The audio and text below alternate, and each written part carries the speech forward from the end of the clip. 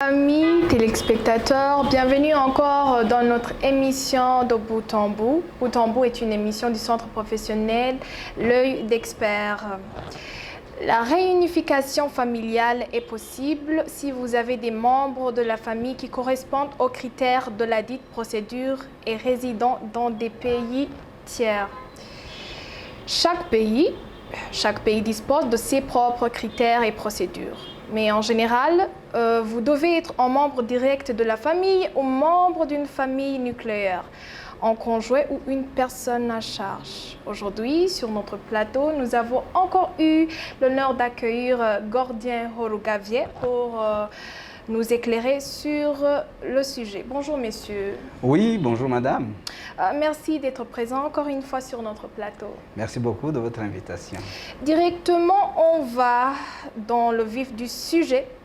Quand et comment se fait une réunification familiale au Canada? Oui, merci beaucoup de la question. La réunification familiale diffère de ce qu'on appelle le parrainage parce que je saisis cette occasion pour éclairer ce qui réellement me demande. J'ai un frère, j'ai un cousin, j'ai une amie même qui peut me regrouper, tout ça. Donc, on utilise le terme regroupement familial lorsqu'il s'agit de la famille nucléaire. On peut utiliser le terme parrainage pour toute autre personne éligible au programme de parrainage. Pour la réunification familiale, c'est souvent conjoint et enfant. On peut parrainer, on va utiliser le terme parrainer, ou on peut réunir son conjoint ou ses enfants biologiques ou adoptifs mineurs ou avant l'âge de 22 ans. C'est ça, en fait, principalement le programme de la réunification familiale et de parrainage concerne les gens de la famille et selon que quelqu'un est loin de la famille nucléaire, moins il est parrainable. C'est ça. Je pense que j'aurai l'occasion peut-être d'aller en détail sur les aspects pertinents, mais d'ores et déjà, il faut distinguer la réunification familiale et le parrainage. Réunification familiale qui concerne la famille nucléaire et le parrainage qui concerne aussi des gens de la famille, mais qui ne sont pas non plus très loin. Ouais. Et quels membres de ma famille qui peuvent être sujets de regroupement familial? Effectivement, peut-être je vais répéter, pour le regroupement familial, c'est mon conjoint ou mes enfants, pas plus. Ce sont conjoints et enfants biologiques ou adoptifs. Je ne peux pas regrouper mon frère, ma soeur, mais c'est possible un jour de parrainer les frères et sœurs orphelins et mineurs.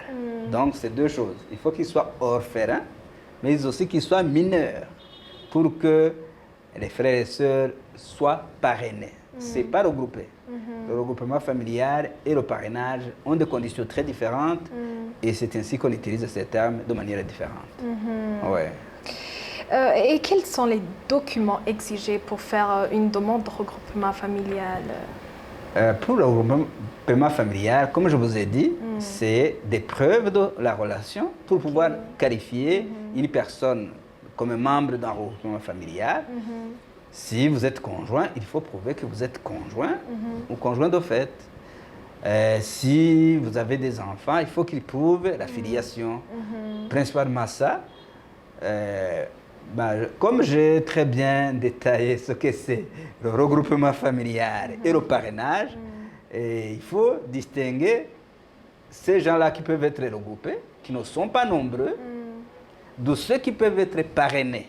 Il y a des gens qui peuvent être parrainés, c'est parents, grands-parents, c'est possible. Parents, comme père et mère, grands-parents aussi, on peut les parrainer. Là, frères et sœurs, orphelins et mineurs, on peut les parrainer. On peut aussi parrainer des réfugiés dans un cadre très bien spécifique qu'on appelle réinstallation des réfugiés. Ça, c'est une manière en fait de très bien expliciter la différence entre celui qui dit qu'il a un frère au Canada et que par conséquent ça peut l'aider dans certains programmes économiques, d'immigration économique, tels que travailleurs qualifiés, on peut accorder un certain avantage, pas beaucoup, quelques points, pourcent, pour quelqu'un qui a une relation de premier degré. Mais ça ne veut pas dire qu'il peut le parrainer. Juste si vous avez vos études, votre expérience, votre âge, et que vous avez un score acceptable, on peut ajouter ces 2 points ou 3 points pour une relation au Canada qui peut augmenter quand même les chances. Mais en termes de parrainage, de regroupement familial, c'est juste la famille nucléaire, toujours. Et pour le parrainage, on peut parrainer.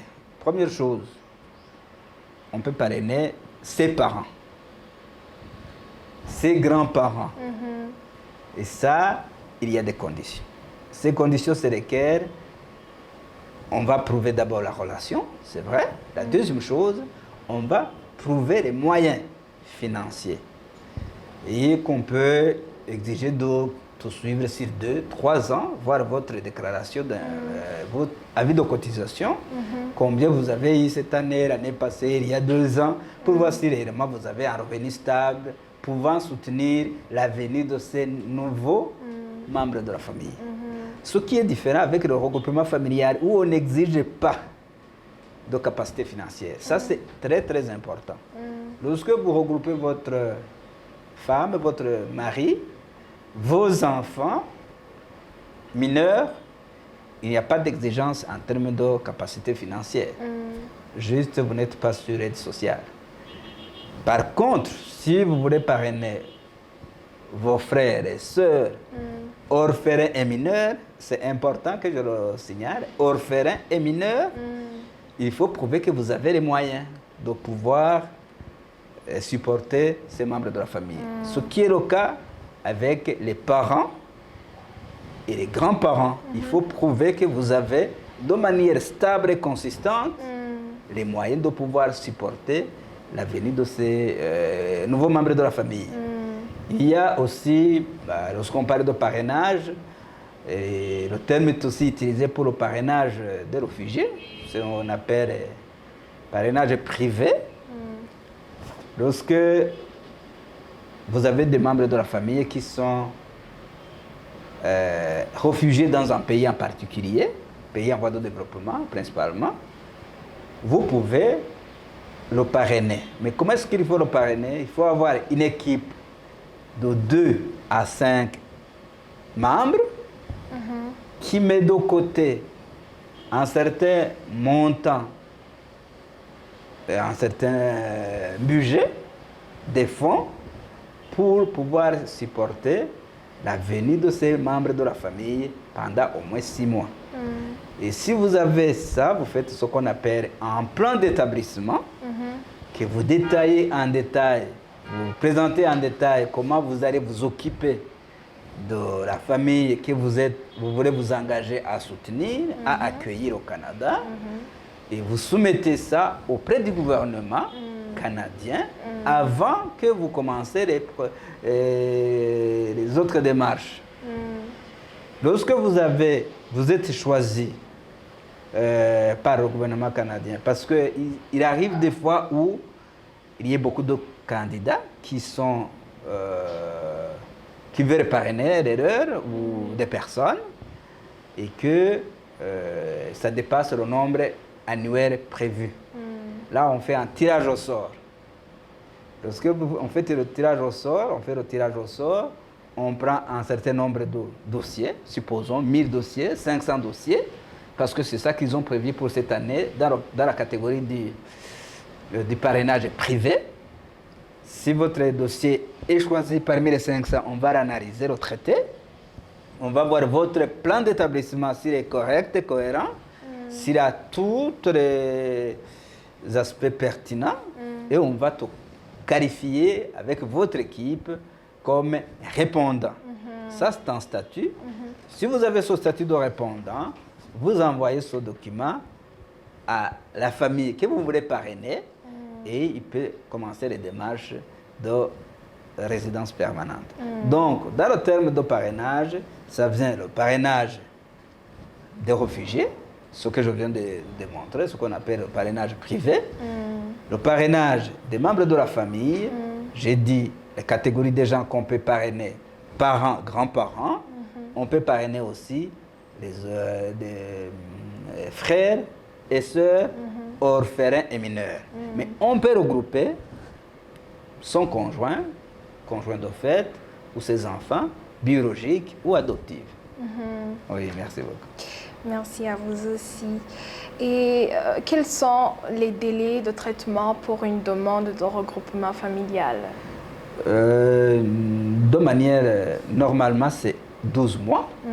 Regroupement familial avec cette distinction que l'on fait avec le parrainage. Le parrainage, ça peut prendre du temps, et beaucoup de temps, des années même. Ça peut arriver que ça prenne des années.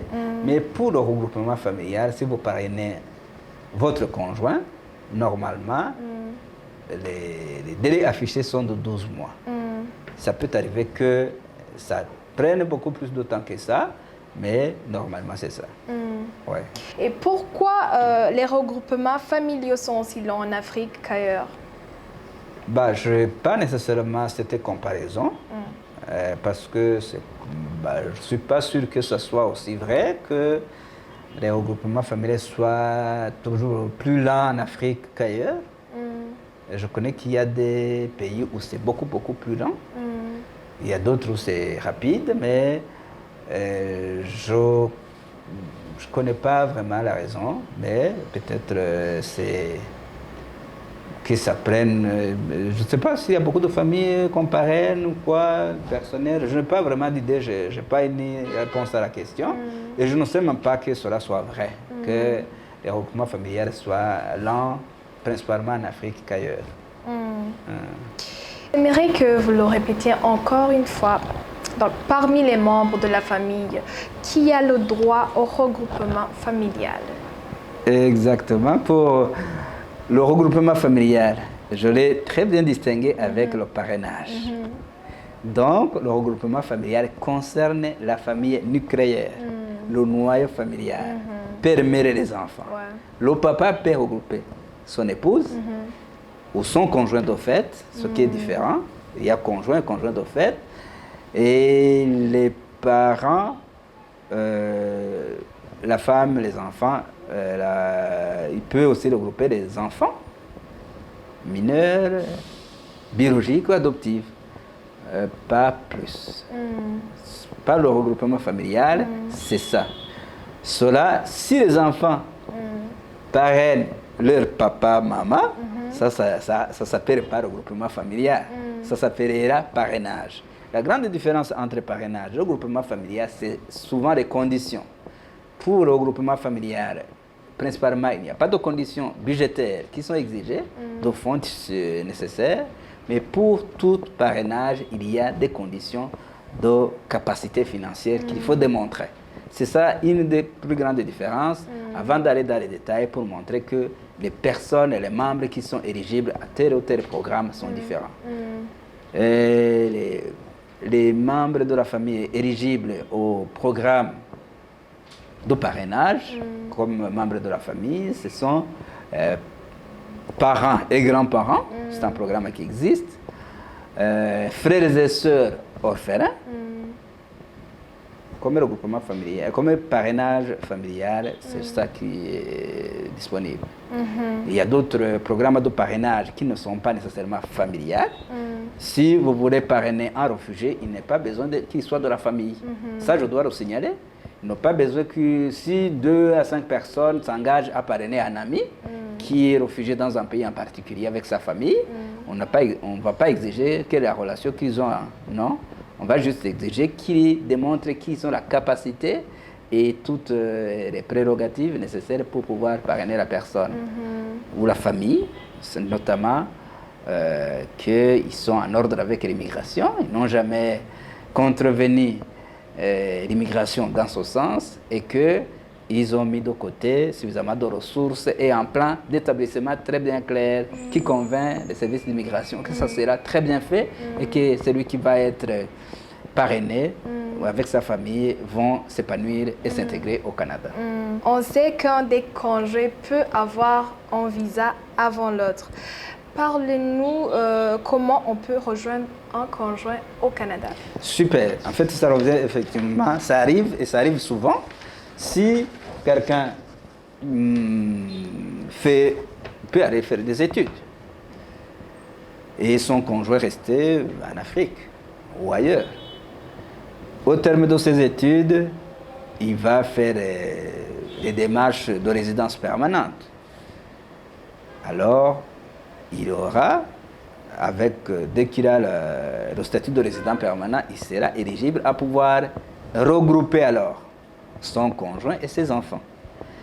Ça arrive aussi qu'un des membres puisse avoir le statut de réfugié.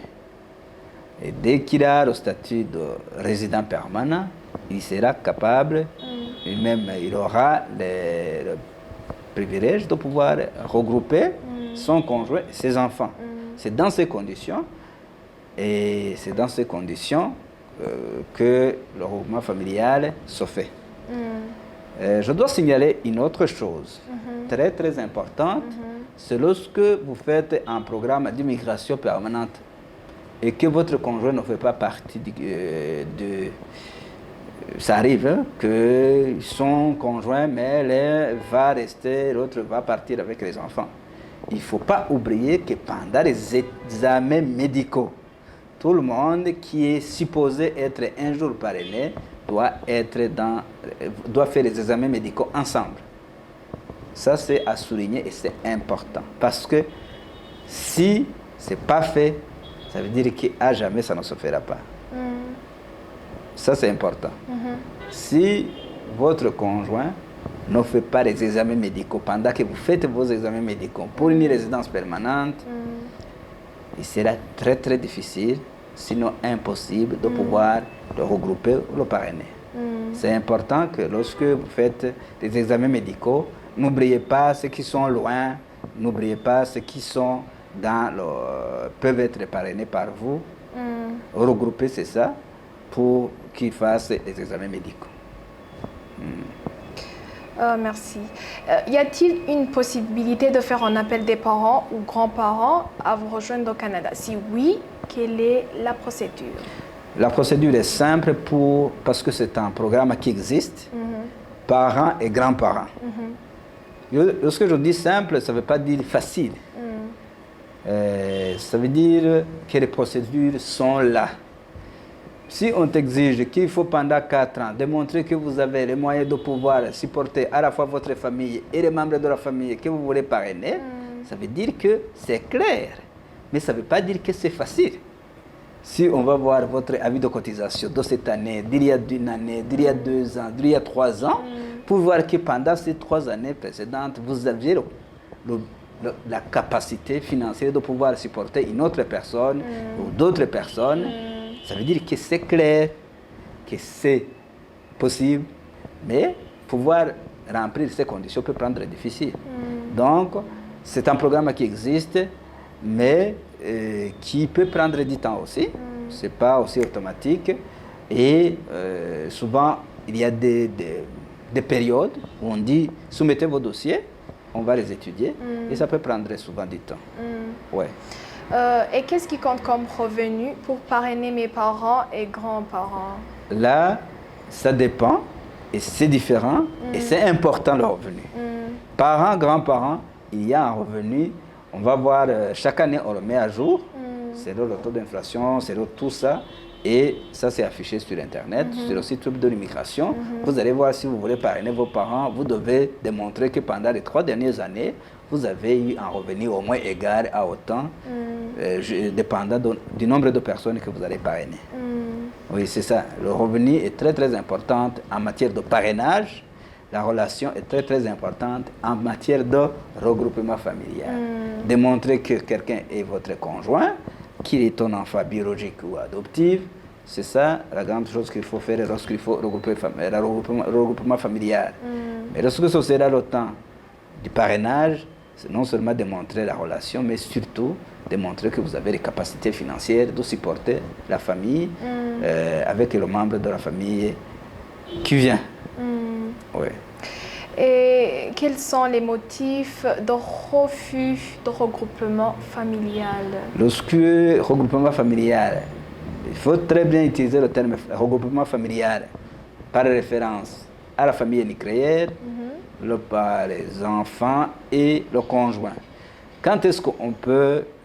C'est lorsque vous ne parvenez pas à démontrer que la relation que vous avez est authentique, que ce n'est pas des farces ou ce n'est pas des choses que vous faites juste pour faire acquérir le statut à la personne. Et ça, c'est important. C'est très important parce que ça arrive souvent, notamment lorsque vous parrainez un enfant, que ça prenne beaucoup de temps. Peut-être aussi, ça peut répondre un peu à la question que vous avez posée, qu'en Afrique, ça peut prendre du temps, le parrainage. Ça peut prendre du temps parce qu'il faut démontrer que tous sont authentiques. La relation que vous avez est authentique. Ça fait combien de temps vous êtes mariés? Est-ce que vous avez des enfants ensemble? Est-ce qu'on peut démontrer, on peut montrer des photos lorsque vous avez fait le mariage? Il y a tout un tas de documents qui peuvent démontrer la réintégrité ou la notoriété de la relation, la véracité de la relation. C'est ça vraiment, principalement pour le regroupement familial, c'est démontrer que vous avez une relation authentique, que vous n'avez pas monté une relation pour faire bénéficier quelqu'un d'autre d'un statut canadien. Ça, c'est vraiment la raison pour laquelle ça peut prendre soit du temps, du retard, mais aussi qu'un jour, ça peut être refusé. Lorsqu'on n'a pas suffisamment de preuves que la relation est bien authentique, mais qu'elle est spéculative. Oui, notre bureau à Bujumbura, nous travaillons à Bujumbura, au Burundi, à l'immeuble EcoBank Siège, là on connaît comme Premium House, 3e étage, bureau 310. À Kigali, nous travaillons à Makuza Peace Plaza, bloc B, 7e étage, bureau numéro 12. À Bukavu, nous sommes tout près de marché Nyawera, Galerie Bugugu, premier étage, numéro 14B. Et nous sommes prochainement à Kinshasa. Nous allons vous indiquer l'adresse. Merci beaucoup. Amis téléspectateurs, c'est ici que prend fin notre numéro de l'émission Boutambour dédié au programme d'immigration au Canada. Je remercie notre invité sur l'éclaircissement sur un sujet aussi intéressant. Si vous avez des questions, n'hésitez pas à nous contacter sur l'adresse ci indiquée.